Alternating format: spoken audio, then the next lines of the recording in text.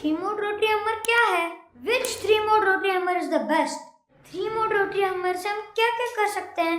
कौन कौन से लोग three mode rotary hammer use कर सकते हैं? इन सब सवालों के आंसर्स के लिए stay with me for the next only 3 minutes. Hello friends, मैं हूँ आपका छोटा दोस्त रणवीर तोड़कर। रोटरी हैमर मशीन जो हर एप्लीकेटर यूज कर सकता है, पर कौन सी और कैसे सिलेक्ट करे थ्री मोड मशीन, आज मैं आपको फुल डिटेल्स बताऊंगा इस शॉर्ट वीडियो में। तो इसका फर्स्ट मोड है प्लेन ड्रिलिंग।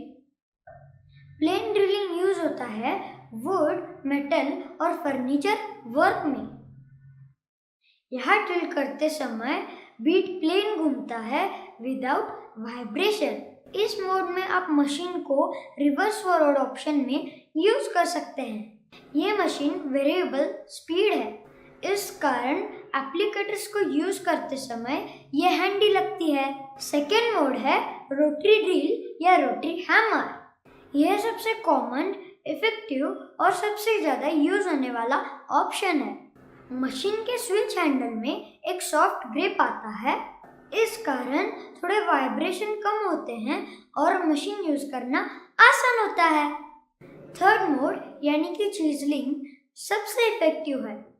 कुछ लोग इसे मिनी ब्रेकिंग मोड भी कहते हैं, बट मैं तो इसे कहता हूँ the beast mode. Wiring work हो या प्लम्बिंग वर्क, हम हमेशा चाहते हैं कि वर्क कंसील्ड हो, पर दीवार में ग्लूइंग करना सबसे मुश्किल और सबसे टाइम वेस्टिंग होता है।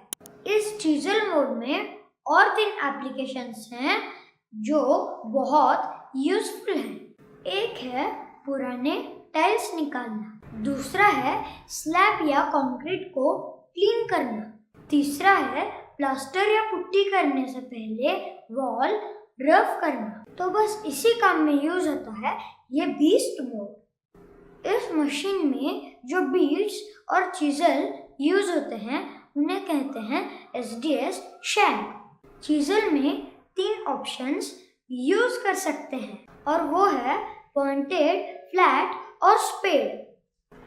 और नॉर्मल ड्रिलिंग के लिए चक और एडेप्टर के साथ कोई भी बीड्स यूज करें। तो देखा दोस्तों, ये मशीन एक ऑल इन वन पैकेज है for all type of drilling and chiselling work. मुझे यकीन है थ्री मोड रोटरी हैमर के सब डाउट्स ये मेरा वीडियो देखकर क्लियर हो गए होंगे। इस मशीन की कोई इंफॉर्मेशन आपके पास है, आप मेरे साथ शेयर करना चाहते हैं, तो प्लीज मुझे कमेंट कीजिए। अगर आपको मेरी ये कोशिश पसंद आई होगी तो प्लीज